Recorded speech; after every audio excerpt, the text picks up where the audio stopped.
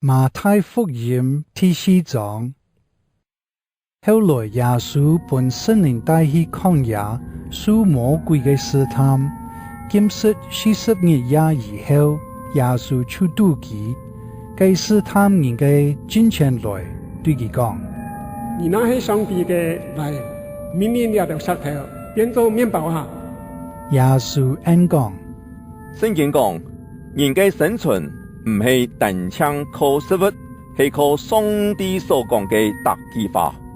魔鬼又帶耶穌去山上，喊佢企在聖殿最高嘅所在，對佢講：你那係上帝嘅來，跳下去，因為聖經有講，上帝會為你吩咐佢嘅天使，用佢哋嘅手扶定你，本你嘅腳唔會衝到石頭。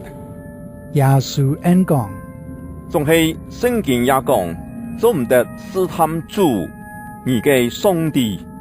最後，魔鬼帶耶穌上一座千高嘅山，本佢看世間萬國撈佢哋嘅榮華富貴。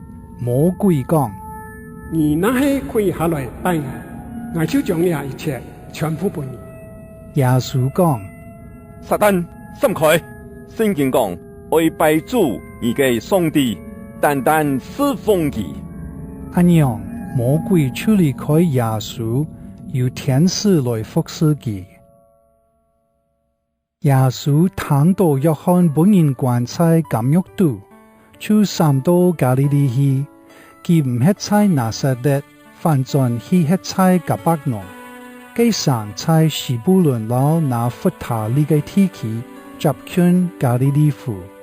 也就應驗先知以賽亞嘅話：西布倫和拿弗他利嘅地方，在沿海嘅大路上，在約旦河對面嘅片，外邦人嘅加利利，係在烏暗中嘅人，已經看到太陽，係在死蔭之地嘅人，要光照佢哋。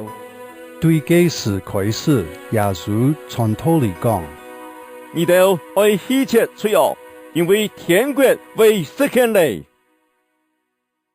耶穌順加利利湖邊行，看到兩個大魚嘅兄弟，西門片名彼得，和加洛太安德烈，當在湖中餵養大魚。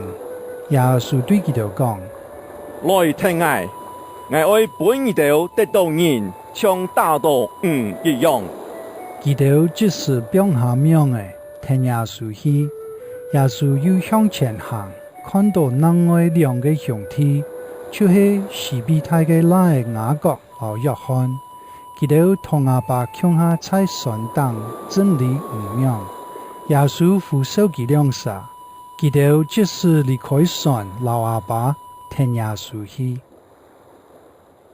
耶穌行遍加利利全地，在各地方嘅會堂教訓人，宣傳天國嘅福音，醫好民間各樣嘅病。佢嘅名聲傳遍敘利亞，所以佢為嘅人民將各種嘅病人、經歷各樣痛苦嘅人，從本鬼附身嘅、做馬賽嘅、癱瘓嘅，全部帶來佢面前。佢隆重醫好佢哋，幾群嘅人對加利利、十葉、耶路撒冷、猶太和約旦河東片來聽佢。